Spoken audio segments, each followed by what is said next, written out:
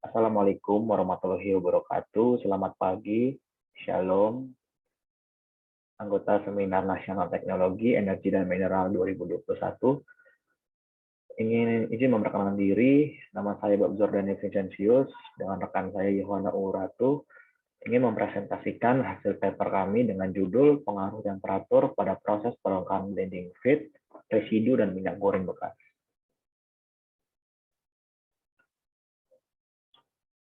Kebutuhan untuk meningkatkan nilai tambah fraksi berat minyak mentah menjadi produk yang dengan nilai yang lebih tinggi telah meningkat seiring dengan meningkatnya kebutuhan bahan bakar minyak untuk transportasi dan menurunnya cadangan minyak mentah.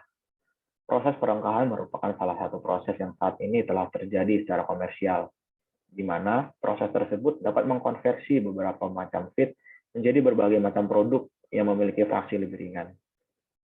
Pada beberapa tahun terakhir, kilang-kilang pengolahan migas telah menemui adanya tingginya gap antara kebutuhan dan suplai pasokan produk-produk migas yang disebabkan karena adanya peningkatan produk migas fraksi berat dan tingginya kebutuhan produk migas fraksi ringan seperti nafta dan produk distilasi menengah.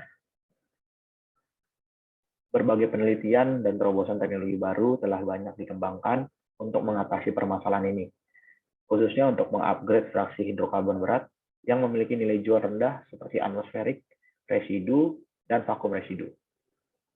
Pada beberapa tahun terakhir, telah banyak dilakukan penelitian untuk melakukan perongkahan terhadap berbagai jenis minyak terbarukan.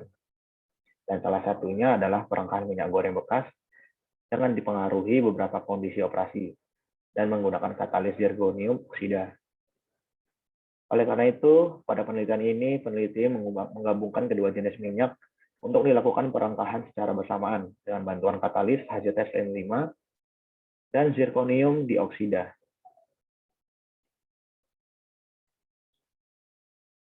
Berikut metode yang digunakan, bahan yang digunakan. Yang pertama ada residu PPSDM dengan komposisi 70% dan minyak jelantah dan campuran minyak jelantah 30%. Yang ketiga ada katalis nano HZSM5 bentuk powder. Yang keempat ada katalis zirconium oksiklorid oktahidrat ZrO2 dan yang terakhir bahannya adalah benzen. Dengan peralatan yang digunakan yaitu reaktor batch dengan botol sampel, bom sampel, obeng dan kunci pas, dan untuk menganalisis menggunakan GCMS, gas kromatografi. Ada 3 tahap dalam metode kali ini. Yang pertama ada tahap pre-treatment, yang kedua tahap perongkahan, dan tahap analisa. Tahap pre-treatment. Sebelum di-blending dengan residu pada proses perongkahan termal, minyak jelantah dibersihkan terlebih dahulu dari kandungan impurities yang masih terbawa dengan cara dicuci dengan air panas. Air panas yang tercampur dengan minyak jelantah akan melarutkan pengotor yang dapat larut dalam air seperti garam-garam. Selanjutnya, setelah dilakukan pencucian antara minyak jelantah dengan air panas, campuran tersebut didiamkan hingga terbentuk 2 fasa. Setelah terpisah antara minyak jelantah dan air, karena perbedaan non-polar, selanjutnya kedua fase tersebut dipisahkan dengan bantuan filter. Kemudian minyak jelantah yang telah terpisah disaring dengan bantuan vakum filter dan kertas saring untuk menghilangkan endapan-endapan yang masih terikut. Tahap yang kedua ada tahap perongkahan. Setelah minyak jelantah sudah dibersihkan, maka proses perongkahan siap dilakukan. Data diambil pada proses perongkahan dengan alat reaktor batch dengan beberapa variabel temperatur. Pada tahap ini, blending feed digunakan adalah 6 gram minyak jelantah dan campuran 14 gram residu dari proses destilasi atmosferik minyak bumi. Proses perongkahan ini dilakukan dengan bantuan katalis 0,5 gram HZSM5 dan 0,5 gram ZrO2 di setiap percobaannya. Variabel temperatur pada penelitian ini juga berbeda-beda dengan interval 25 derajat Celcius.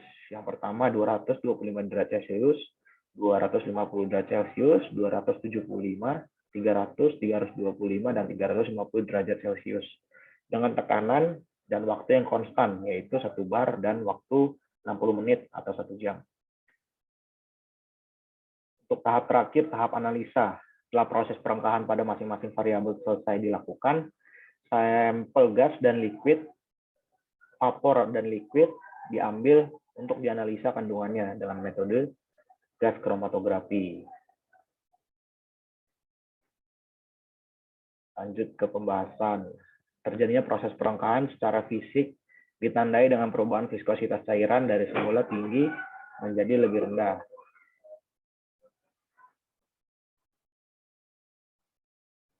Oke, lanjut ke pembahasan. Terjadi proses perengkahan secara fisik ditandai dengan perubahan viskositas cairan dari semula tinggi menjadi lebih rendah. Gas yang terbentuk dari proses perengkahan ini ditampung pada wadah penampung, sedangkan cairan tetap tertinggal di dalam reaktor batch. Untuk selanjutnya dilakukan analisa terhadap produk-produk tersebut. Cairan atau liquid yang dihasilkan merupakan hasil produk yang terkondensasi dari proses perengkahan rantai panjang dengan bantuan panas dan katalis yang digunakan. Sedangkan yang tidak terkondensasi akan tetap menjadi gas atau vapor. Massa liquid dari produk yang dihasilkan akan diukur dan dibandingkan dengan massa mula-mula. Sedangkan massa gas yang diasumsikan sebagai selisih antara massa feed mula-mula dan massa liquid produk hasil dari proses perengkahan.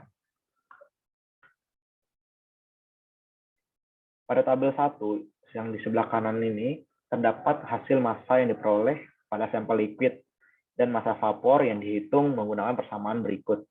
Dengan rumus massa vapor sama dengan total massa dikurang massa liquid. Setelah diperoleh data massa masing-masing vapor dan liquid, ditentukan pula presentasi yield dari masing-masing variabel. Presentasi yield dibutuhkan untuk menentukan hasil yang sebenarnya secara teoritis dengan perhitungan massa sampel, vapor atau liquid dibagi dengan massa total dan dikali dengan 100%. Berikut tabel yang di sebelah kanan ini adalah hasil yang sudah diperoleh, baik itu massa liquid dan massa vapor. Selanjutnya pada saat tabel yang sebelah kanan ini merupakan hasil pembacaan GCMS vapor pada variabel temperatur.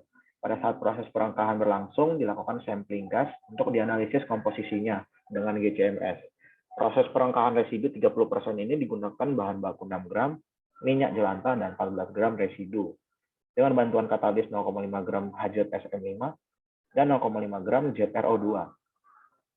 Dari bahan baku tersebut menghasilkan komposisi gas, diantaranya ada 2 metil propan, N-butan, karbon dioksida, H2S, N-pentan, I-pentan, heksan, dan angnon, atau gas-gas lainnya yang tidak diketahui. Pada tabel di atas menunjukkan bahwa proses perengkahan pada variabel temperatur yang menghasilkan propan dan N-butan yang paling besar pada temperatur 325 derajat Celcius, yaitu sebesar 1,145%. Tapi pada proses tersebut terdapat gas polutan dan gas beracun lainnya, seperti CO2 dan H2S, yang merupakan impurities dari hasil cracking blending residu dan minyak jelantah ini. Dari data tersebut dapat diketahui bahwa semakin tinggi temperatur, semakin lama waktu yang digunakan dalam proses cracking, maka akan menghasilkan komposisi gas fraksi ringan yang banyak. Berikut juga ada hasil grafik GCMS, hasil GCMS liquid, 30% variabel temperatur. Pada alat GCMS liquid digunakan untuk mendeteksi senyawa apa yang terkandung di dalam sampel dengan cara membaca pik-pik dari rentang waktu yang ditentukan. Pembacaan GC liquid ini ditentukan dari banyaknya proses pembakaran yang dihasilkan dengan bantuan gas carrier yang diinjek ke alat GCMS. Semakin cepat waktu yang berlalu digunakan cara pembakaran menanda, sampel banyak mengandung fraksi ringan. Sebelum diinjek pada alat ini, residu hasil penelitian diambil sebanyak 100 mikroliter dan diencerkan menggunakan benzen sebanyak 4.900 mikroliter sebanyak 3 kali. Hasil yang diperoleh seperti grafik di atas. Analisis GC liquid berlangsung selama 60 menit dan data awal yang diperoleh pada rentan waktu 1-10 menit didapat persentase yang sangat besar, yang artinya bahwa ada fraksi ringan terkandung di dalam sampel. Hal tersebut diakibatkan karena sampel produk liquid dilakukan pengenceran dengan benzen. Yang kita ketahui, benzen adalah suatu senyawa dengan memiliki fraksi ringan. Di mana benzen berapa fraksi ringan? Karena di perbandingan presentasi yang sangat jauh tersebut, dalam grafik tidak dicantumkan rentang waktu 1-10 menit. Bisa kita lihat di dalam grafik ini ada rentang 0-1 itu merupakan rentang pembacaan GC dengan dengan terhadap waktu 1-10 menit awal tidak dimasukkan dikarenakan nilainya itu yang sangat besar, membuat hasil pembacaan grafik tidak terbaca dengan sempurna. Oleh karena itu, nilai interval 1-10 menit kami tiadakan. Dapat diperoleh grafik seperti ini. Berdasarkan komposisi hasil GC vapor yang diperoleh pada variabel temperatur menghasilkan gas propan dan butan yang paling banyak, yaitu pada temperatur operasi 325 derajat Celcius. Dan untuk analisis hasil GC liquid yang paling banyak mengandung fraksi ringan ditandai dengan kurva yang paling rendah dan persentase yang paling sedikit untuk variabel temperatur, yaitu 350 derajat Celcius. Dapat ditarik kesimpulan bahwa semakin tinggi temperatur yang digunakan pada proses cracking dan semakin lama waktu yang digunakan pada proses cracking, maka produk yang dihasilkan akan menghasilkan fraksi ringan yang banyak. Fraksi ringan banyak menandakan fraksi produk berhasil tercracking karena rantai karbon pada produk tersebut menjadi pendek.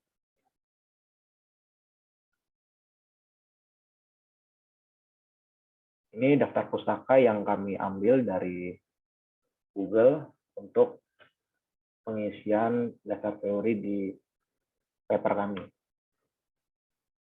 Mungkin sekian hasil pemaparan materi persentase kali ini. Kurang lebihnya mohon maaf bila ada kesalahan kata.